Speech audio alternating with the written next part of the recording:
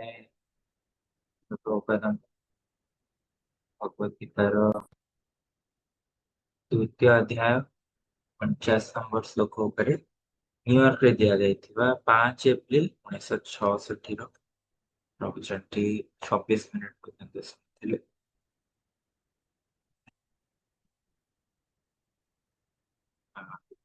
The aim is toward Krishna. There is a very nice example.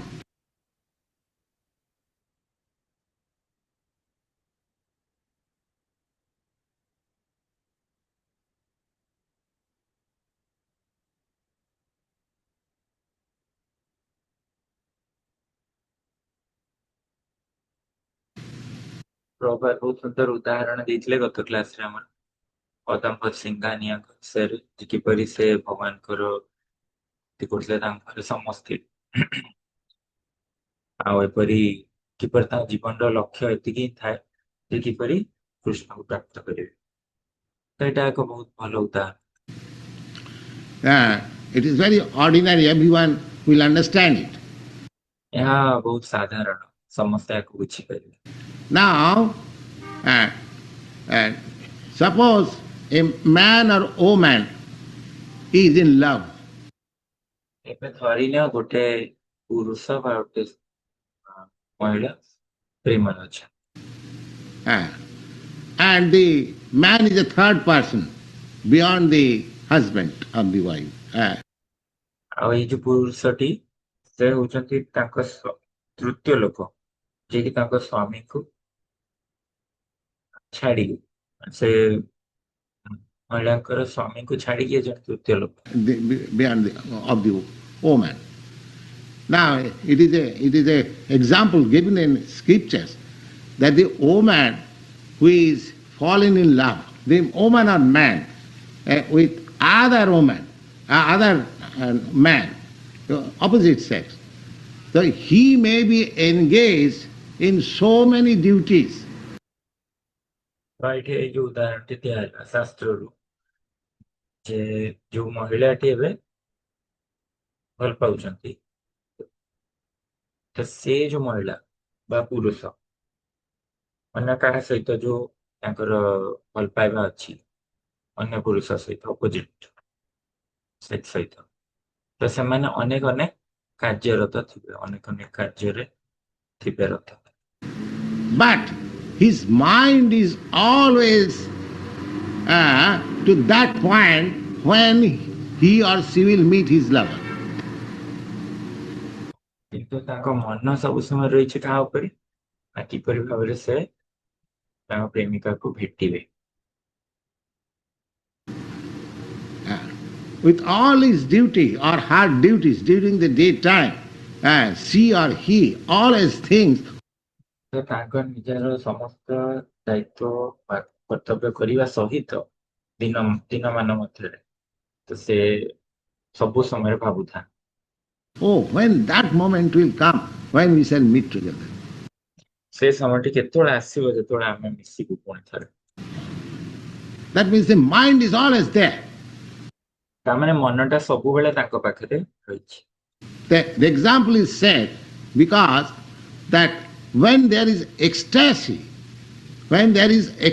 of love, even within the midst of our multifarious duties, we can remember that thing always. तो ये जो उदाहरण T दिया है तामाने जेतोळे हमरो जेतोळे जनकर भाव आसे भाव प्रेमर भाव जहार आसे जेते दायित्व बा कर्तव्य मछिरे थिले मध्य से जिनसटिको सब समय स्मरण करि। Similarly, God consciousness, we shall have to mold our life in that way.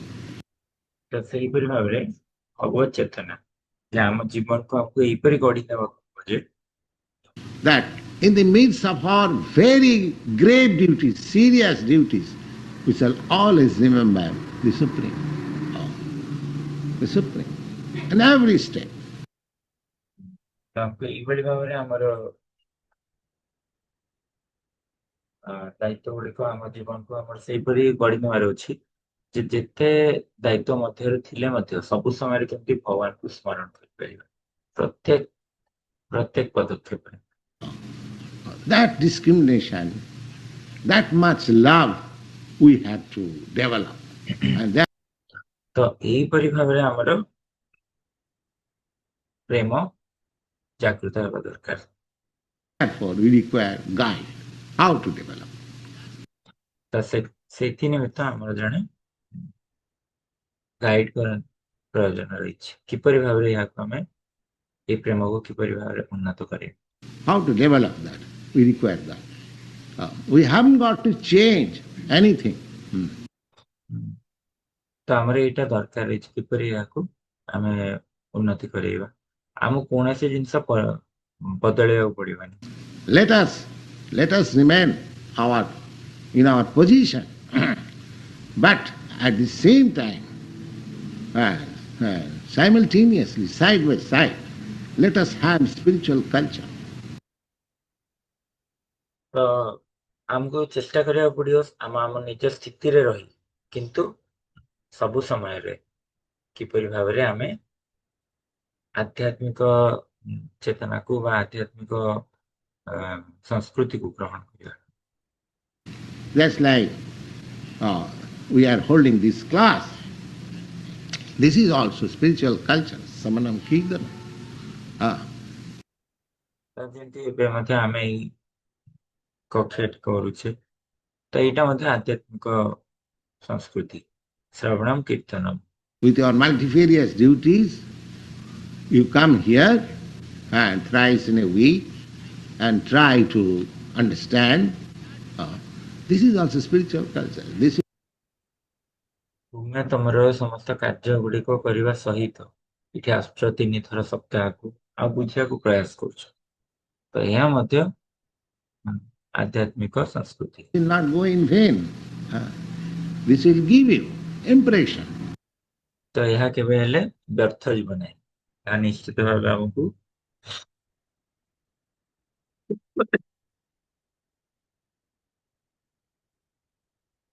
ଏଇ ମନରେ ଆମର ଏଇଟା ରହିଯିବ ପ୍ରିଣ୍ଟ ହେଇଯିବ। Even you stop coming here, that impression will never go. ଯଦି ବା ତୁମେ ଏଠାକୁ ଆସିବା ବନ୍ଦ ମଧ୍ୟ କରିଦିଅ ହେଲେ ମଧ୍ୟ ତମର ଏଇ ଯୋଉ ଏଇ ଜିନିଷର ଛାପଟି କେବେ ହେଲେ ଯିବନି ମନ। I tell you, that impression will never go. It is such a thing. But ତ ଏହିପରି ଭାବରେ ମୁଁ ତୁମକୁ କହିପାରୁଛି ଯେ ତୁମର ଏଇ ଛାପଟି ମନରେ କେବେ ବି ଲିଭିବ ନାହିଁ। if we take it up very seriously and go on molding our life in that way, ତାହେଲେ ଆମେ ଯଦି ଏହାକୁ ବହୁତ ଗମ୍ଭୀରତାର ସହିତ ଗ୍ରହଣ କରିବା ଏବଂ ଜୀବନକୁ ଏହିପରି ଗଢି ନେବା then it becomes quickly successful. ତାହେଲେ ଖୁବ ଜଲ୍ଦି ଏହା ସଫଳତାରେ ପରିଣତ ହେବ। Now suppose if there is no loss by falling down from this path, ତ ଧରି ନିଅ ଯଦିଓ ତୁମର କିଛି କ୍ଷୟ ହଉନି ଯଦି ପଥର ତୁମର ପତନ ଘଟେ that does not mean that we should neglect it. No. ତାମାନେ ଏହା ନୁହଁ ଯେ ଆମେ ନେଗ୍ଲେକ୍ଟ କରିବା ଆମେ ଅବହେଳା କରିବା।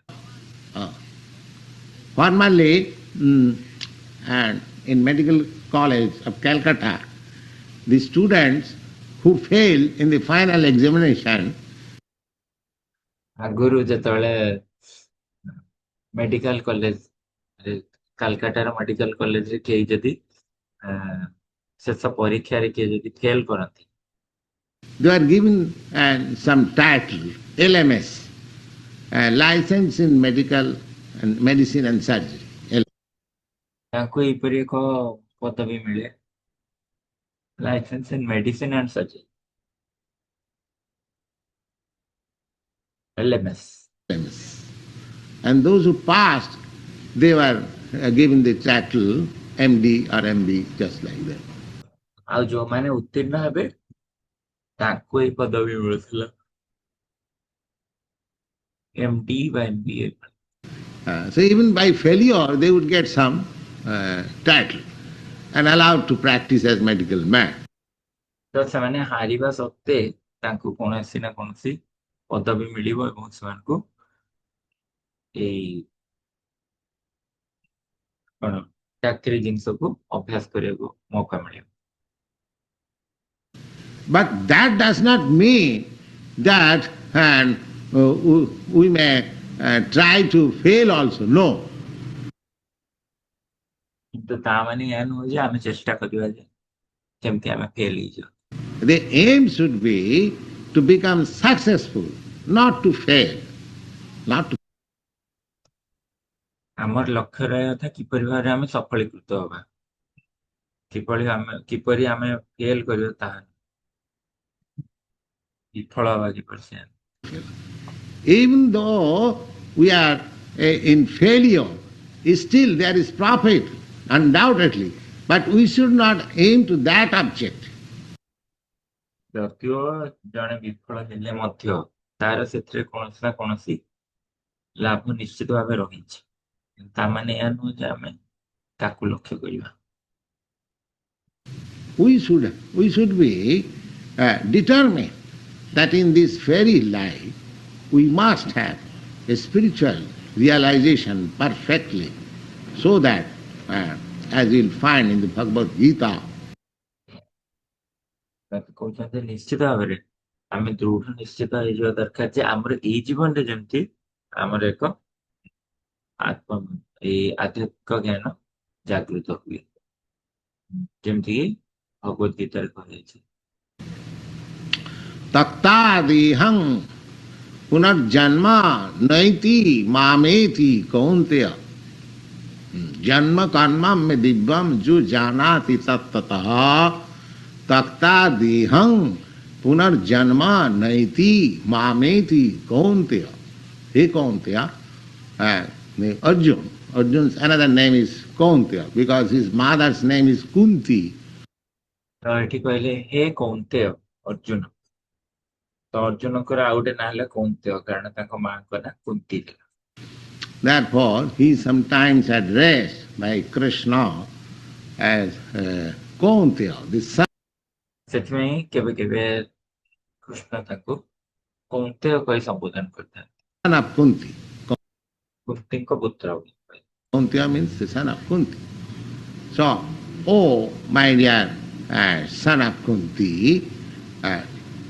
anyone who knows perfectly about the Lord's incarnation, ତ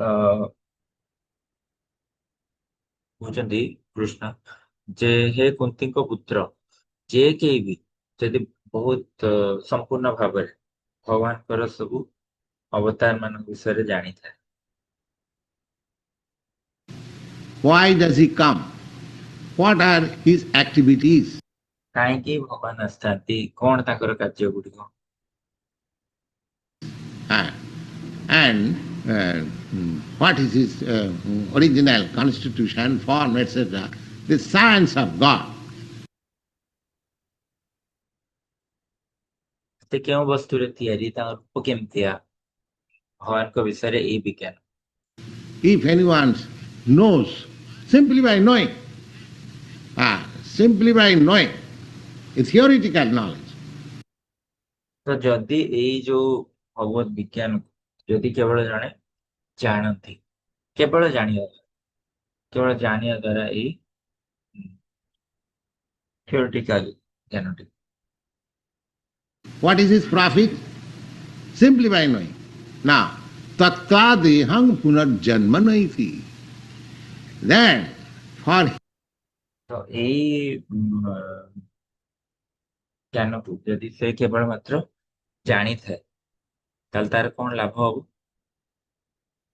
କେବଳ ଜାଣିବା ଦ୍ୱାରା him the profit is that after giving up this body, he hasn't got to take birth again in this material form. ତା ପାଇଁ କଣ ଲାଭ ହେଲା ନା ଏ ଶରୀରଟା ତ୍ୟାଗ କଲା ପରେ ତାକୁ ଆଉ ଥରେ ଜନ୍ମ ନେବାକୁ ପଡିବ ନାହିଁ ପୃଥିବୀର। Takta dehang punarjanma naiti mamiti He comes directly to me simply by knowing. Just ତ ଏହିପରି ଭାବରେ ସେ ସିଧାସଳଖ ଭାବେ ମୋ ପାଖକୁ ଆସେ କେବଳ ମତେ ଜାଣିବା like you are coming here, apart from doing any practical work, if you do some practical work, oh, it is very, very nice. ତ ଯେମିତି ଏବେ ତୁମେ ମାନେ ଏଠିକି ଆସୁଛ ତ ତୁମେ ମାନେ କିଛି ଶାରୀରିକ ସେବା କରୁଛ ତାହା ଛଡା ବି ଯଦି ତୁମେ କିଛି ଅନ୍ୟ କିଛି ଆଉ କିଛି ଏପରି ସେବା କରିବ ତାହା ବହୁତ ଭଲ Even if you do not know any practical work, ଯଦିଓ ତୁମେ କିଛି ଏପରି କାର୍ଯ୍ୟ ଗୁଡ଼ିକ ଜାଣିନାହ simply you give your reception, oral reception, submissive oral reception. ଯଦିଓ ତମେ କିଛି କାର୍ଯ୍ୟ ନ କରିପାରୁଛ ମଧ୍ୟ ଏଠି ଆସି କେବଳ ତୁମେ ଶ୍ରବଣ କର ତୁମ କର୍ଣ୍ଣକୁ କେବଳ ପ୍ରୟୋଗ କର ଶ୍ରବଣ କରିବା And କେମିତି ନା ଶରଣାଗତ ହେଇ ଶ୍ରବଣ କରିବା understand that what is the nature of God, what is the nature of ourself. ଆଉ ତାହେଲେ ବୁଝିପାରିବ ଯେ ଭଗବାନଙ୍କର ବାସ୍ତବରେ କଣ ପ୍ରକୃତି ରହିଛି ଆଉ ଆମର କଣ ପ୍ରକୃତି ରହିଛି What is the relation between God and myself? What is this world? What is my relation with this world? And so many things. ତ ଏହିପରି ଭାବରେ ଯଦି କେବଳ ଆମେ ଜାଣିବା ଯେ ଭଗବାନଙ୍କର କଣ ପ୍ରକୃତି ଭଗବାନ ଆମ ବିଷୟରେ କେବଳ ଜାଣିବା ଏବଂ ଆମର ଭଗବାନଙ୍କ ସହିତ କଣ ସମ୍ପର୍କ ଏ ଜଗତଟି କଣ Simply, if you hear and have an idea, ତ କେବଳ ମାତ୍ର ଏଇ ସବୁ ଜିନିଷ ଗୁଡିକ ଯଦି ଆମେ କେବଳ ଶୁଣିବା ଗୋଟେ ପ୍ରକାରରେ ଆମର ଏକ idea then you'll be free from this material bondage. Tattadihang punarjanma naiti mamiti kauntya. Therefore, ତାହେଲେ ସେ କହୁଛନ୍ତି ଯଦି କେବଳ ଆମେ କେବଳ ଶୁଣିବା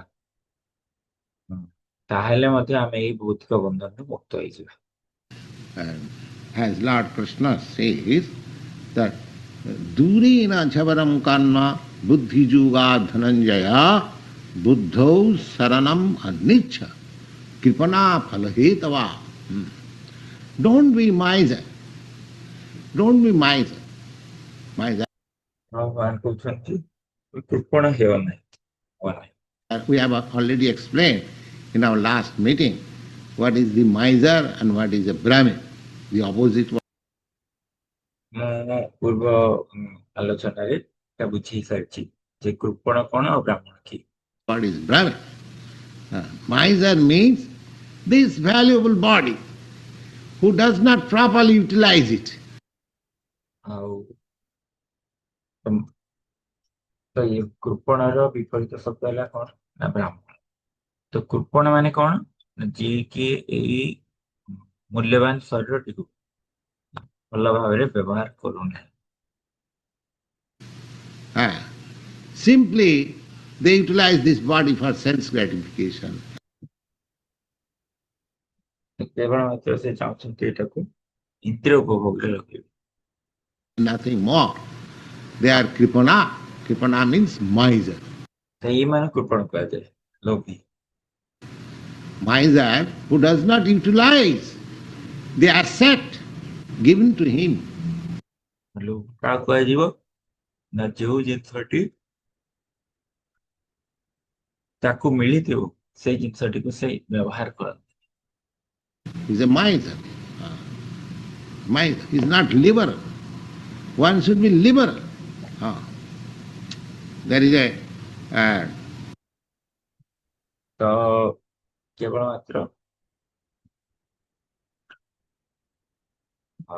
କୃପଣ କଲେ କଣ ଯିଏ କେବଳ ତା ଇନ୍ଦ୍ରିୟ ଉପଭୋଗରେ କେବଳ ବ୍ୟବହାର କଲା ସେ ହେଲା କୃପଣ ଲୋଭୀ। ଆଉ ଯୋଉ ଲୋଭୀ ଏଇଭଳି ତା ପାଖେ ଯାହା ଜିନିଷ ଅଛି ସେଟାକୁ ବ୍ୟବହାର କରୁନି ତାକୁ ହିଁ ଆମେ ଲୋଭୀ କହୁଛୁ। ସେ କେବଳ ଉଦାର ହେଇପାରିବ କିନ୍ତୁ ଆମକୁ ଉଦାର ହେବା ଦରକାର। Pandit, learned man, his name is Chanakya. ଜଣେ ପଣ୍ଡିତ ଜ୍ଞାନୀ ଲୋକ ଥିଲେ ତାଙ୍କ ନାଁ ହେଲା Chanakya. If you, some of you had been in India, in New Delhi, where foreign ambassadors are settled, in New Delhi, capital of India, there is a quarter which is called Chanakapuri. ତ ଯଦି କେହି ତମ ଭିତରୁ କେହି ହେଲେ ଭାରତ କେବେ ଯାଇଥିବେ ନୂଆଦିଲ୍ଲୀରେ ଯୋଉଠି ଅନ୍ୟ ଦେଶର ଦୂତ ମାନେ ସବୁ ରହିଛନ୍ତି, ଯୋଉଟା ଆମ ଭାରତର କଣ କ୍ୟାପିଟାଲ ନ୍ୟୁ ଦିଲ୍ଲୀ ନୂଆଦିଲ୍ଲୀରେ, ତ ସେଇଠି ଗୋଟେ ଘର ରହିଛି ଯାହା ନାଁ ହେଲା Chanakyapuri. Chanakapuri. This Chanakapuri has been named due to the name of this gentleman. ତ ଏଇ ଚାଣକ୍ୟପୁରୀ ନାଁ ଏପରି ତାକୁ ଦିଆଗଲା ନା ଏଇ ପଣ୍ଡିତଙ୍କ ନାଁରୁ। Chanakya. He was a great politician and prime minister during the reign of Emperor Chandragupta. ତ ଇଏ ଚାଣକ୍ୟ ଜଣେ ମହାନ ରାଜନୈତିଜ୍ଞ ଏବଂ ପ୍ରଧାନମନ୍ତ୍ରୀ ଥିଲେ ଯେତେବେଳେ ଚନ୍ଦ୍ରଗୁପ୍ତଙ୍କର ରାଜ୍ୟ ଶାସନ ଥିଲା ବହୁତ ବହୁତ ବର୍ଷ ଆଗରୁ। Long years before. He was a great politician. So his politics are studied in her MA class. And so he has got some, he has got a book which is called Chanakya Slok. ଆଉ ତାଙ୍କର ସେ ତ ଗୋଟେ ବଡ ରାଜନୈତିଜ୍ଞ ଥିଲେ। ରାଜନୀତିରେ ସେ ପଢିଥିଲେ MA ପର୍ଯ୍ୟନ୍ତ। ତ ସେଇଥିପାଇଁ ତାଙ୍କର କିଛି କିଛି ଥାଏ। ଆଉ ତାଙ୍କର ଗୋଟେ ଗ୍ରନ୍ଥ ଥିଲା ଯାହା ନାଁ ଥିଲା ଚାଣକ୍ୟ ଶ୍ଲୋକ। And some principles of morality. ଯୋଉଠିକି ମୋରାଲିଟି ଉପରେ କିଛି ପ୍ରିନ୍ସିପଲ୍ସ ଦିଆଯାଇଛି। Some principles of morality. And we, in our childhood, we had to study that small book, Chanakya Slok. So in that, ତ ଏଇ ଯୋଉ ମୋରାଲିଟିର କିଛି ମୂଳ ତତ୍ତ୍ୱ ଗୁଡିକ ରହିଛି। ପ୍ରଭୁପାଦ କହୁଛନ୍ତି ଆମେ ପିଲା ବେଳେ ଏଇ ଛୋଟ ବହିଟି ଯୋଉଟା କି ଚାଣକ୍ୟ ଶ୍ଲୋକ ତାକୁ ପଢୁଥିଲୁ। principles of morality, even Chanakya Pandit says that sannimitte barang tyaga vinase niyate sati. Vinase niyate sati. ତ ଏଇ ଯୋଉ ନୈତିକତାର ଯୋଉ ପଦ୍ଧତି ଗୁଡିକ ଯୋଉଟା ଚାଣକ୍ୟ ପଣ୍ଡିତ ମତେ କହୁଛନ୍ତି। Oh, this body is destined to be destroyed. ଯେ ଏଇ ଶରୀରର ଭାଗ୍ୟ ଏଇଆ ଯେ ଏହାର ବିନାଶ ହେବ। You cannot protect it. ଆମେ ଏହାକୁ ରକ୍ଷା କରିପାରିବୁ ନାହିଁ। It is to be destroyed. ଏହା ଯେପରି ବି ହଉନା କାହିଁକି ଏହା ବିନାଶ ହେବ। Sannimitte barang tyaga vinase. Vinase means it is sure to be destroyed, as sure as death. ତ ବିନାଶ ମାନେ ଯାହା ନିଶ୍ଚିତ ଭାବରେ ବିନାଶ ହେବ, ମୃତ୍ୟୁ ପରି ଏହା ସତ୍ୟ। There is nothing sure as death. ତ ମୃତ୍ୟୁ ପରି ଆଉ କୌଣସି ସତ୍ୟତା ନାହିଁ। Therefore, this body should be utilized sannimitte for purpose of spiritual realization. Before ତ ସେଥିପାଇଁ ଏ ଶରୀରଟିକୁ କଣ କରିବା କଥା, ବ୍ୟବହାର କରିବା ଦରକାର ସନ୍ନିମିତ୍ତ ଆଧ୍ୟାତ୍ମିକ ଉପଲବ୍ଧି ପାଇଁ, ପ୍ରାପ୍ତ କରିବା ପାଇଁ। it is finished Ah, in all these shastras, this is the advice. This is the advice. The dog ତ ଏହିପରି ଭାବରେ ସମସ୍ତ ଶାସ୍ତ୍ରରେ ଏଇଟା ହେଲା କୁହାଯାଇଅଛି, ଏଇ ଉପଦେଶ ଦିଆଯାଇଅଛି। dog's body will be finished and the man's body will be finished. ତ କୁକୁରର ଶରୀର ମଧ୍ୟ ସମାପ୍ତ ହେବ, ମଣିଷର ଶରୀର ମଧ୍ୟ ସମାପ୍ତ ହେବ। But what is the difference of dog and man? The dog does not know how to utilize his body, but we are given instruction.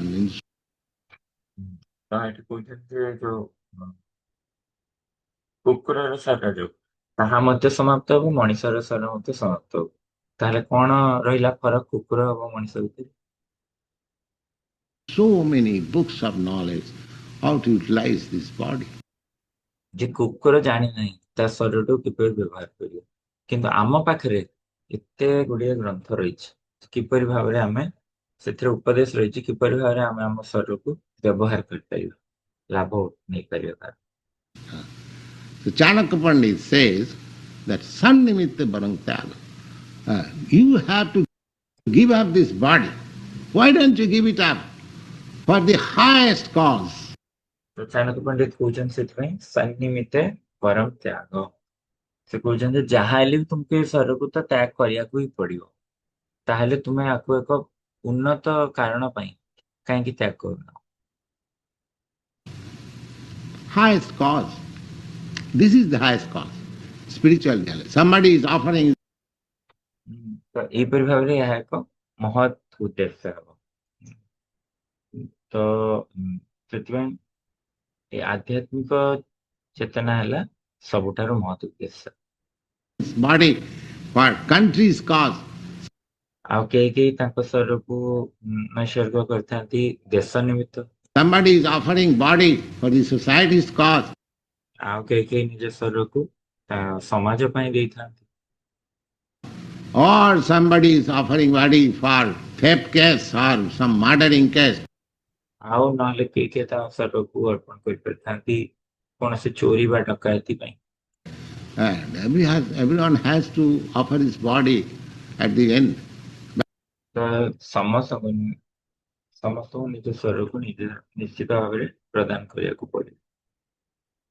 But the man who sacrifices this body for the purpose of self-realization, he ତ ସେ ଲୋକଟି ସବୁଠୁ ବଡ ବୁଦ୍ଧିମାନ ଯିଏକି ତା ଶରୀରକୁ ଆଧ୍ୟାତ୍ମିକ ଚେତନା ପାଇଁ ଦେଇଅଛି।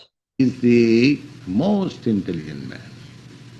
Sannimitte barang tyagam vinase nihati sati. You will have to meet death, undoubted. But before meeting death, ତ ନିଶ୍ଚିତ ଭାବରେ ଆମକୁ ମୃତ୍ୟୁ ତ ଆସିବ ହିଁ ଆସିବ, ଏହା ସତ୍ୟ, କୌଣସି ଏଥିରେ ସନ୍ଦେହ ନାହିଁ। କିନ୍ତୁ ମୃତ୍ୟୁ ଆସିବା ଆଗରୁ as fully spiritualized. That is the instruction given. Buddho saranam in anicca. Kripana, don't be miser. Don't misuse this great opportunity. ତ ଏଇ ଯୋଉ ଉପଦେଶ ଏଇଠି ଦିଆଯାଇଛି ବୁଦ୍ଧ ଶରଣମ ଅନିଚ୍ଛ କୃପଣା, ଯେ ତୁମେ କୃପଣା ହୁଅ ନାହିଁ କି ଏଇ ଯୋଉ ମହାନ ସୁଯୋଗଟିକୁ ହରାଅ ନାହିଁ।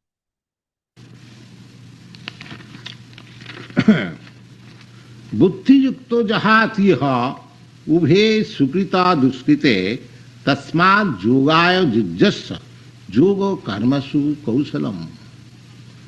योग कर्मसु कौशलम. Kausalam means expert trick. Expert trick. Just like ତ ଯୋଗ କର୍ମସୁ କୌଶଳ ଏଇ ଯୋଉ ଦ୍ୱିତୀୟ ନମ୍ବର 50 ନମ୍ବର ଅଧ୍ୟାୟରେ ଦିଆଯାଇଛି, 50 ନମ୍ବର ଶ୍ଲୋକରେ ଦିଆଯାଇଛି। ତାମାନେ କଣ? ଯେ କିଛି ଦକ୍ଷ କୌଶଳ ଏଟା। and there are two men working. One man is very expert, another man is not so expert. ତ ଧରିନିଅ ଦୁଇଟି ଲୋକ କାମ କରୁଛନ୍ତି ଏବଂ ଗୋଟେ ଲୋକ ବହୁତ ଦକ୍ଷ ଆଉ ଗୋଟେ ଲୋକ ଏତେ ଦକ୍ଷ ନୁହଁ। even in machinery. Then there is something wrong in the machine.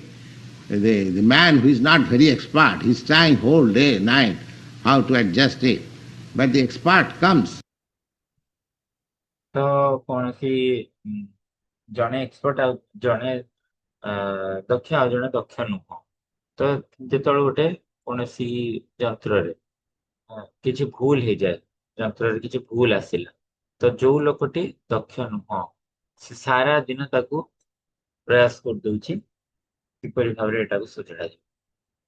କିନ୍ତୁ ଯଦି ଏବେ ଯିଏ ଦକ୍ଷ ସିଏ ଯଦି ଆସେ And at once sees what is the defect and he joins one where this, where that, and machine begins. ସେ ଆସି ଯଦି ତୁରନ୍ତ ଏଇ ଯୋଉ ଭୁଲଟିକୁ ଚିହ୍ନଟ କରିଦିଏ, ଆଉ ଗୋଟିଏ ଏପରି କିଛି ଗୋଟେ ତାର ଲଗେଇଦିଏ ବା କଣ, Start. Jug, jug, jug, jug, jug, jug, jug. Oh, you see? Just like sometimes ତ ତାପରେ ସାଙ୍ଗେ ସାଙ୍ଗେ ମେସିନଟି ଆରମ୍ଭ ହେଇଯାଏ ଏଇଭଳି ସାଉଣ୍ଡ। ତ ଏଇପରି ଭାବରେ we find difficulty in our this tape recorder. ଯେପରି କେବେ କେବେ ଆମେ ଆମର ଏଇ ଟେପ୍ ରେକର୍ଡରରେ କେବେ କେବେ ଅସୁବିଧା ଦେଖୁ। Mr. Carl and somebody comes and rectifies this. ତ ସେତେବେଳୁ ଏଇ ଆମର କାଲ ବାବୁ ନହେଲେ ଆଉ କିଏ ଆସନ୍ତି ଆଉ ୟାକୁ ସଜାଡି ଦିଅନ୍ତି। So everything requires some expert knowledge. So karma. ତ ଏଇପରି ଭାବରେ ସବୁ କିଛିର କିଛି ନା କିଛି ଦକ୍ଷତା ଜ୍ଞାନ ରହିଥାଏ।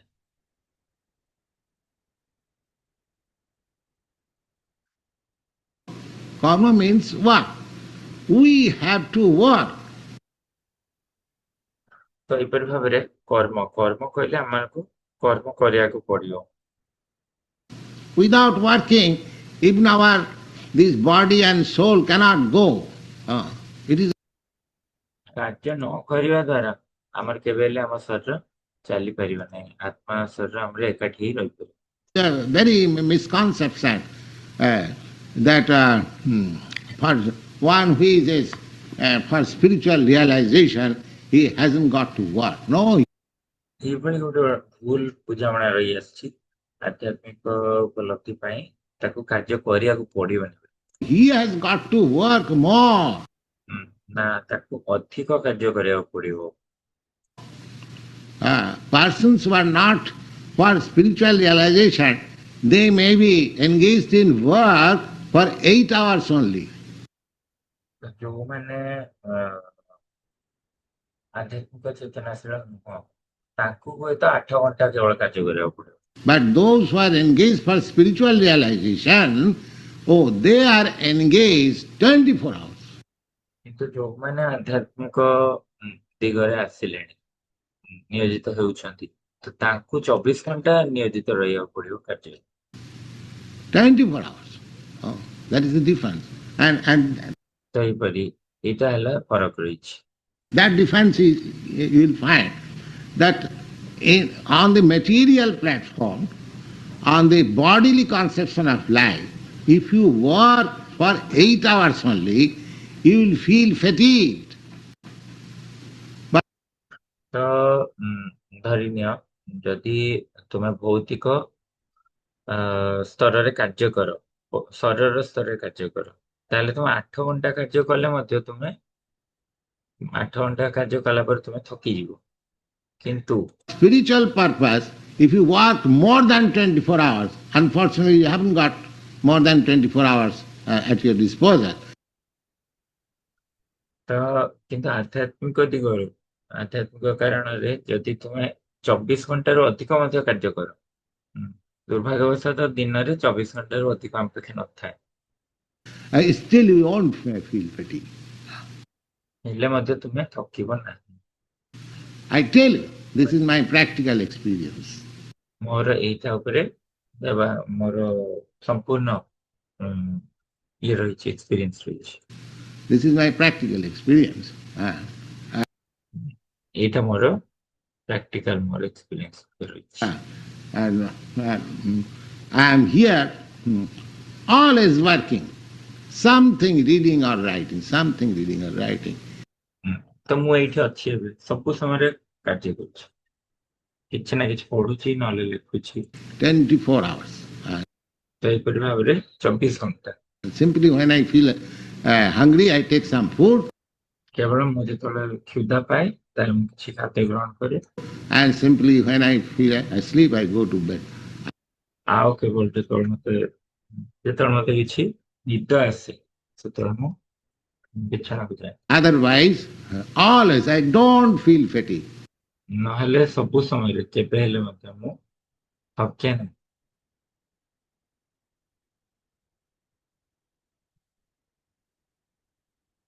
And you can ask Mr. Paul whether I'm not doing this. So I take ତ ତୁମେ ପଲକୁ ପଚାରି ପାର ମୁଁ ଏଭଳି କରୁଛି କି ନାହିଁ pleasure in doing that. I don't ମୁଁ ବାସ୍ତବରେ ଆନନ୍ଦ ନିଏ ଏହାକୁ କରିବାକୁ feel fatigue. ମୁଁ ବିଲକୁଲ ଥକେ ନାହିଁ Similarly, when one will have that spiritual sense, he won't feel. Rather, ତ ସେଇପରି ଭାବରେ ଯାହାର ଆଧ୍ୟାତ୍ମିକ ଚିନ୍ତା ରହିଛି ଚେତନା ରହିଛି ସେ କେବେ ହେଲେ ବି ଭାବିବନି ବଲ୍କି ସିଏ ଏପରି ଇଚ୍ଛା କରିବ he will feel disgusted to go to sleep. ତ ସେ ସମୟରେ ପୁରା ଭାଙ୍ଗି ପଡେ ଆଉ ତାପରେ ହଁ ତ ଶୋଇବାକୁ ପଡିବ ଯଦି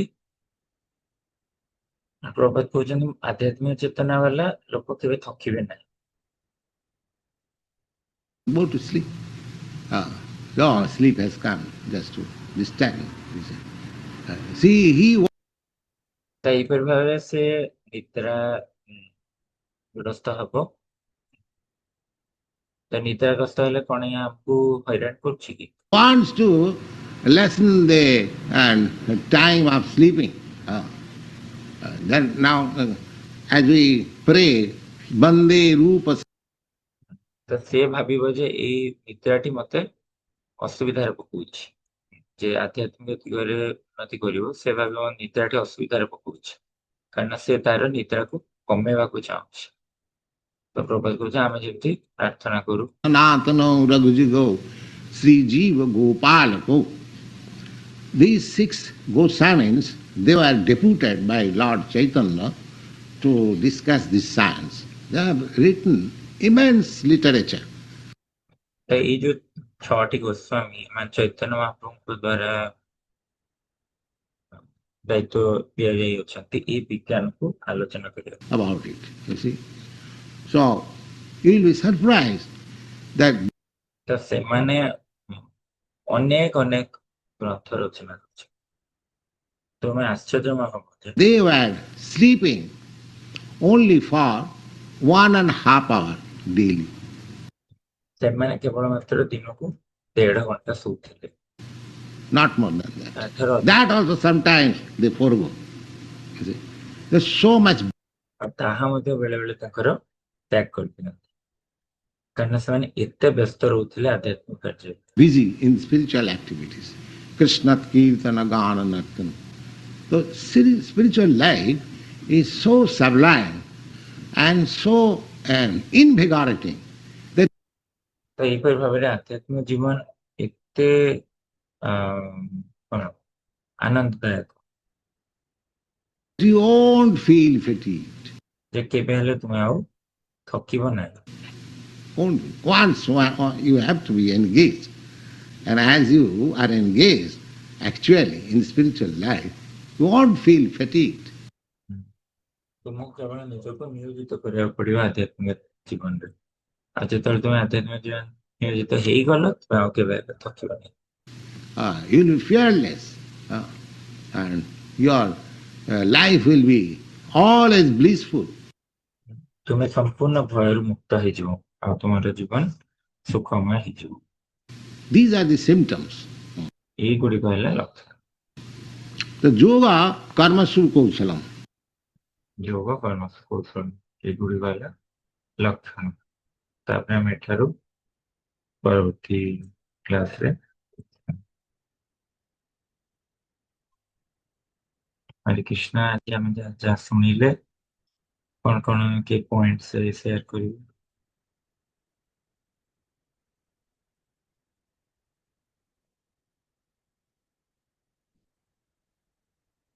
ହଁ କୁହନ୍ତୁ।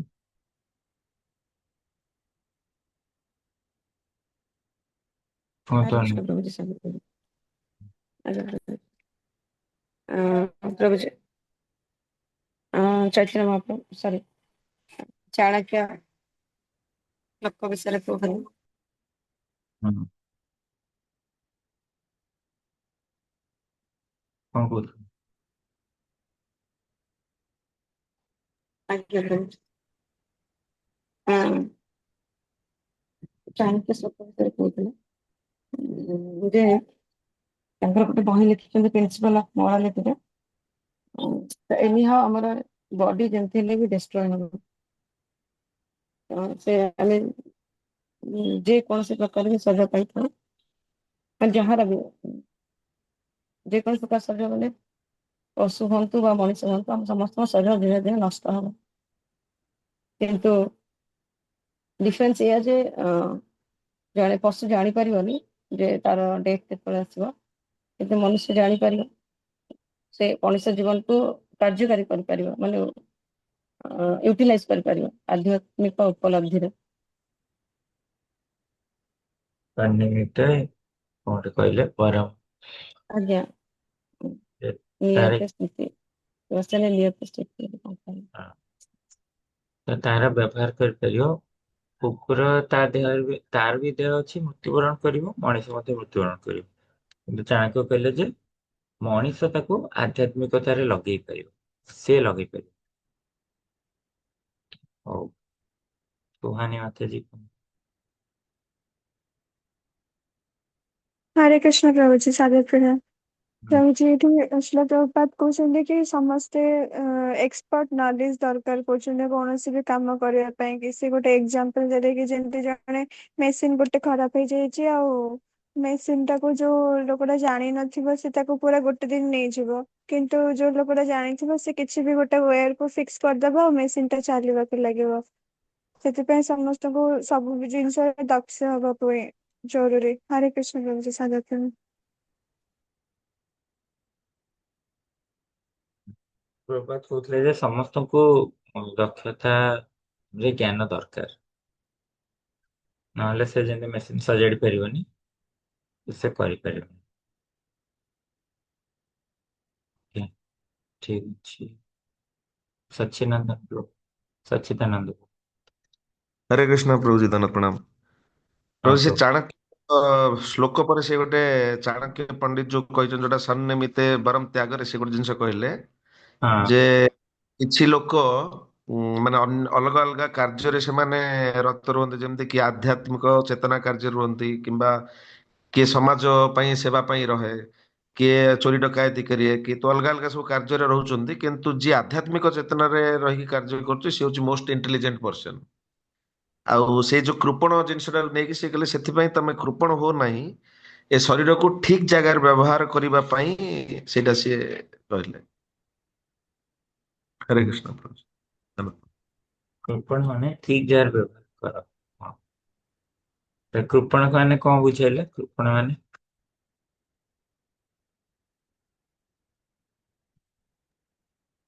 ମାନେ ଅନ୍ୟ ଆଧ୍ୟାତ୍ମିକ ଚେତନାରେ ଯିଏ କାର୍ଯ୍ୟ କରୁଛି ସେ କୃପଣ ନୁହଁ।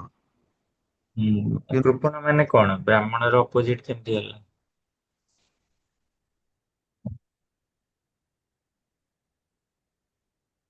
ଯେମିତି ସବୁ ଜିନିଷ ମାନେ ଯୋଉ ଜିନିଷ ବି ମନୁଷ୍ୟ ପାଇଛି ସେ ସବୁ ଭଗବାନଙ୍କ ଥ୍ରୁରୁ ପାଉଛି।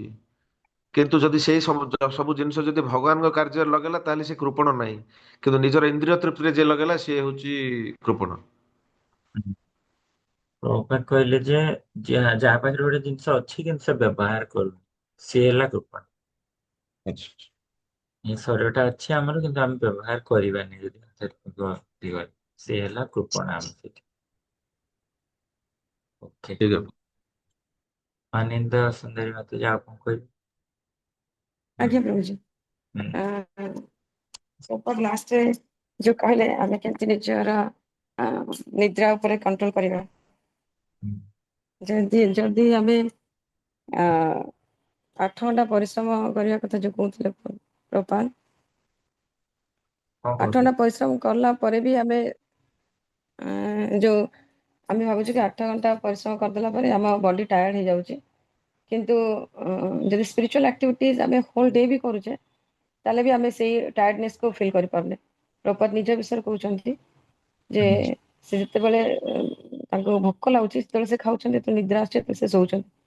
ବାକି ଏଇ ଏଜ ରେ ବି ସେ ହୋଲ ଡେ କିଛି ନା କିଛି ଲେଖୁଛନ୍ତି ନହେଲେ ପଢୁଛନ୍ତି, ନିଜର ସମୟକୁ ପୁରା ସ୍ପିରିଚୁଆଲ ଆକ୍ଟିଭିଟିଜ ରେ ସେ ବିନିଯୋଗ କରୁଛନ୍ତି। ତ ଜୀବ ଗୋସ୍ୱାମୀଙ୍କ ବିଷୟରେ ବି କହିଲେ ଯେ 1.5 hours ସେ ଶୋଉଥିଲେ, ଆଉ ବାକି ସବୁ ସମୟ ଆମର ଗୋସ୍ୱାମୀ ମାନେ ପୁରା ସ୍ପିରିଚୁଆଲ ଆକ୍ଟିଭିଟିଜରେ ସମୟଟାକୁ ଦଉଥିଲେ। ଆମେ ଯେତେ ବି ସ୍ପିରିଚୁଆଲ ଆକ୍ଟିଭିଟିଜ କରିବା ତ ଆମେ କେବେ ବି ସେ ଟାୟାର୍ଡନେସ୍ ଫିଲ୍ କରିବାନି, କିମ୍ବା ଆଉ ବାକି ଅନ୍ୟ ସମୟରେ ଯଦି ମାନେ ସ୍ପିରିଚୁଆଲ ଆକ୍ଟିଭିଟିଜ ଛାଡିକି ଯୋଉ ଯାହାବି ଆମେ କରୁଛେ ଆମେ ନିଶ୍ଚିତ ଭାବେ ଟାୟାର୍ଡନେସ୍ ଫିଲ୍ କରିବା। ପ୍ରଭାତ କହୁଥିଲେ ଯେ ଜଣେ ଭୌତିକ ଦିଗରେ କାର୍ଯ୍ୟ କରୁଛି, 8 ଘଣ୍ଟା କାର୍ଯ୍ୟ କଲା ପରେ ସେ ଥକିଯାଏ, କିନ୍ତୁ ଆଧ୍ୟାତ୍ମିକ ଜୀବନରେ ଜଣେ ଥକେ ନାହିଁ। ପ୍ରଭାତ କହୁଥିଲେ ମୁଁ ଦେଖ 24 ଘଣ୍ଟା କରୁଛି, କିନ୍ତୁ ମୁଁ ଦେଖ ମୁଁ ସବୁବେଳେ କଣ ନା କଣ କରୁଛି, ୟା ତ ଲେଖୁଛି, ନହେଲେ ପଢୁଛି, ନହେଲେ କିଛି କାହା ସହିତ କରୁଛି ଆଲୋଚନା କିଛି, କିନ୍ତୁ ମୁଁ କେବେ ବି ଥକେ ନାହିଁ। ହଁ, ବେଳେ ବେଳେ ଯଦି କ୍ଷୁଧା ଆସେ ତାହେଲେ ଖାଦ୍ୟ ଗ୍ରହଣ କରିନିଏ, ନହେଲେ ବା ନିଦ୍ରା ଆସିଲେ ଅଳ୍ପ ଶୋଇପଡେ। ତ ଏତିକି ହିଁ ମାନେ ଏଇପରି ଭାବରେ ମୁଁ ସମ୍ପୂର୍ଣ୍ଣ ରୂପେ ନିୟୋଜିତ ହେଇଅଛି। ଆଉ ତାପରେ ଗୋସାଇଁ ଠିକ ଅଛି।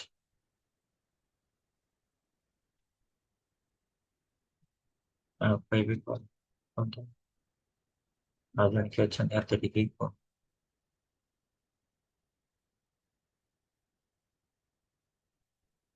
ହଁ।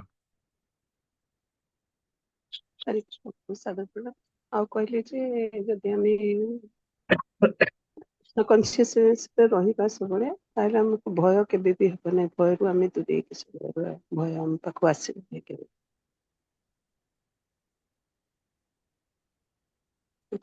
ସାଧୁ ପ୍ରଭାତ କହୁଥିଲା ଯେ ଆମେ କେବେ ହେଲେ ଥକିବା ନାହିଁ, କି ଆମର କିଛି କୌଣସି ଜିନିଷର ଆଉ ଭୟ ରହିବନି, ଆମେ ସବୁବେଳେ ଆନନ୍ଦରେ। ଯୋଉମାନେ ଆଧ୍ୟାତ୍ମିକ ଚେତନା ରହୁଛନ୍ତି ସେମାନଙ୍କର ଆନନ୍ଦ ମଧ୍ୟ ରହିବ, ଆଉ ଭୟ ମଧ୍ୟ ନଥିବ କୌଣସି ଜିନିଷରେ। ଯୋଗ କର୍ମସୁ କୌଶଳ।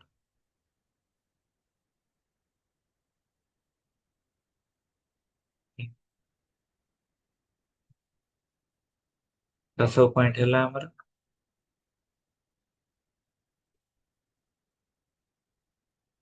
ନା କଣ ରହିଲା? ବାପା ଯୋଉ ଡିଗ୍ରୀ କଥା କହୁଥିଲେ ଯେ ଆରମ୍ଭରେ, କଣ କହୁଥିଲେ?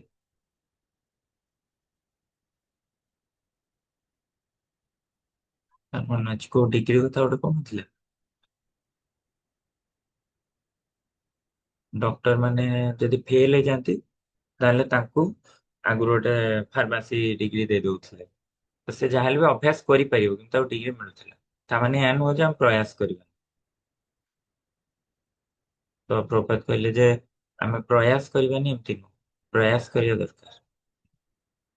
ତ ସେଥିପାଇଁ ଯେ ପ୍ରଭାତ ଏକ୍ଜାମ୍ପଲ ଦେଇଥିଲେ ଏଇ ଡିଗ୍ରୀର, ଡକ୍ଟର ଯେମିତି ଜଣେ ପାସ୍ କଲେ ଡକ୍ଟର ହବ, କିନ୍ତୁ ଜଣେ ଯଦି ଫେଲ ହେଇଯାଉଛି ତାହେଲେ ତାକୁ ସେ ଡ୍ରଗ ସାଇନ୍ସର କେବଳ ଫାର୍ମାସି ଡିଗ୍ରୀଟି ମିଳିବ। ତ ଏଇଟା ପ୍ରଭାତ ଏଇ ଇଏରେ କହୁଥିଲେ, ଏଇ କନେକ୍ସନରେ, ଯେ ତୁମେ ଯାହା ବି ହଉ ବ୍ୟବହାର କର ନିଜ ଶରୀରକୁ ଭଗବତ ଚେତନାରେ।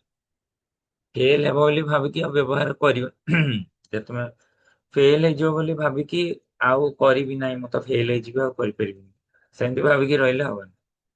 ଯେତିକି ଆମ ପକ୍ଷରେ ସମ୍ଭବ ତାକୁ ବ୍ୟବହାର କରିବାକୁ ପଡିବ ଭଗବତ ଚେତନାରେ। ପ୍ରଥମେ କହିଲେ ଯେ ଓରାଲ ରିସେପସନ, ଭଗବାନଙ୍କ ବିଷୟରେ ଶୁଣିବା ଦ୍ଵାରା ନିଜକୁ ଏନଗେଜ କରିବା।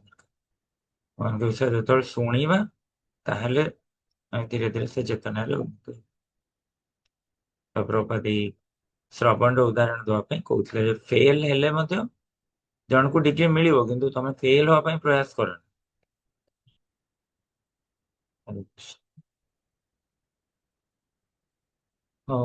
जगत शिल प्रभुपाद की जय आकार किसी कहर